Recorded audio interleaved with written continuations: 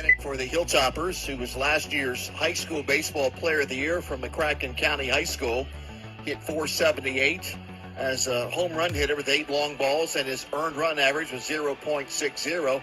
His mound opponent tonight, Nathan Lawson, was equally as great in high school last year. He was at Russell County High School, and he put up some gigantic numbers as well. So those two, they are excited to go against one another. Last year for Nathan Lawson, he hit .470 with 13 home runs, and as a pitcher, 0.78 earned run average with 123 strikeouts in 72 innings. Both of these freshmen have very, very similar records coming into this game.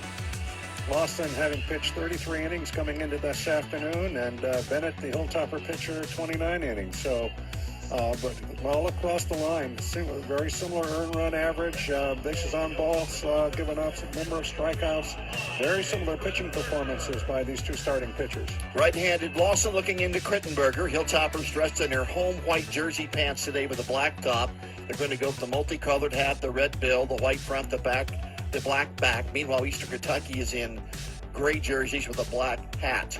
Pitches inside to the right-handed hitting Crittenberger, and it's 1 ball and no strikes.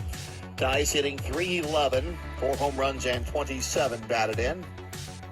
There is no score, and we are in the first as Nathan Lawson winds and works. Hard slider in there on the inside corner, 1 ball and 1 strike.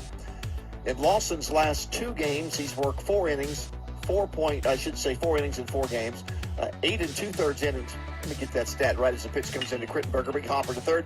Glove by the leaping third baseman. He throws to first in time. Santiago Peralta leaping high in the air to hit that high bouncer off the bat of Crittenberger. And after reaching it, he throws him out.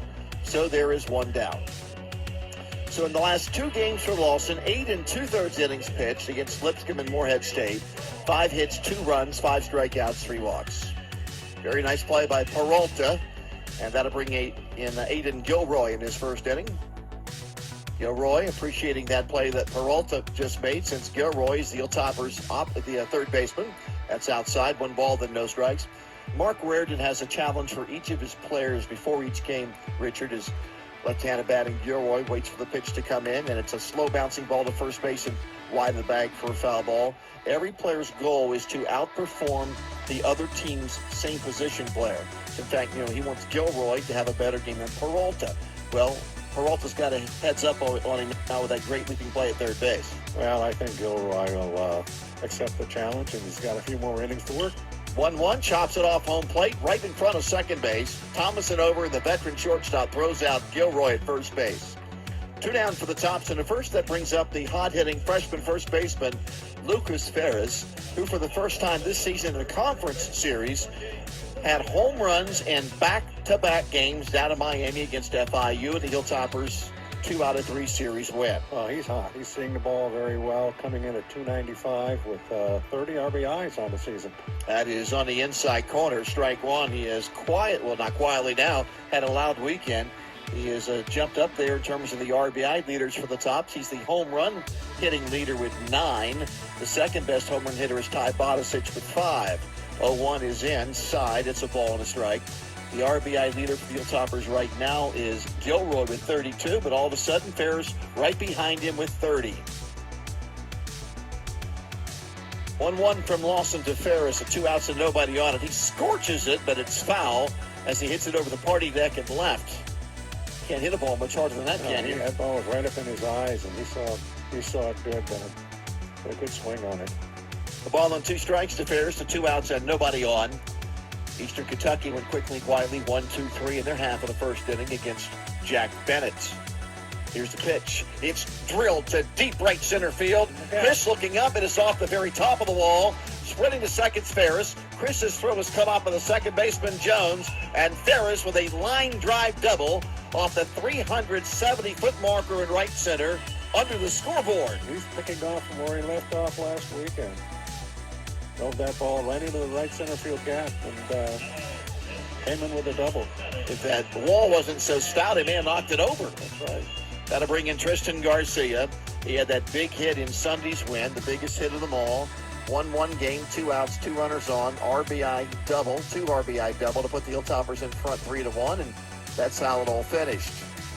Garcia crouching to the plate, and he takes it head high. It's 1 ball, then no strikes. Garcia now digging into the plate at 335. He has 31 RBIs. 1 behind Gilroy, 1 in front of Ferris. Took something off of it and got it over at 83 miles an hour, about letter high. It's a ball and a strike. Also got 18 doubles, too. You know how much I love doubles. That's the first thing you look at when you look at stats, are doubles. And you must love this team because they're second in the conference in doubles with 93.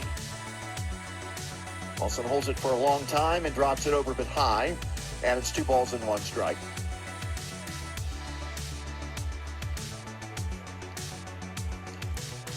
Lawson is 6'1" and 208 pounds.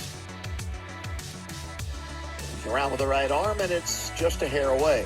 3 balls and 1 strike to Garcia, with Ferris at second base following his RBI double off the very top of the fifth. He only missed a home run by maybe 1.5 feet at that.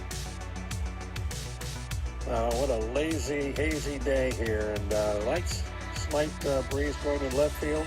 And there's a walk. So Garcia's up high. First and second. That'll bring in Kirk Liebert, the Hilltopper left fielder. WKU baseball brought to you this evening by Ruoff Mortgage. They know the way home. They'll walk through with you, and at every closing, they're opening doors. Apply online at Ruoff. That's RUOFF.com. 2 on, 2 down. Top's trying to get an early lead against the red-hot Cardinals, who have won 6 games in a row by scoring at least 10 runs in every single game. Liebert rolls it right to the shortstop. Easy pickings for Thomason. He wanted to flip the second, but Jones wasn't going to get there in time. So then he had to throw in first. He made a late adjustment, and he made the play. That's what happens when you've been around and have now started 225 games in college. So Liebert is rolled outside, retired. No runs, 1 hit, 2 left, and out.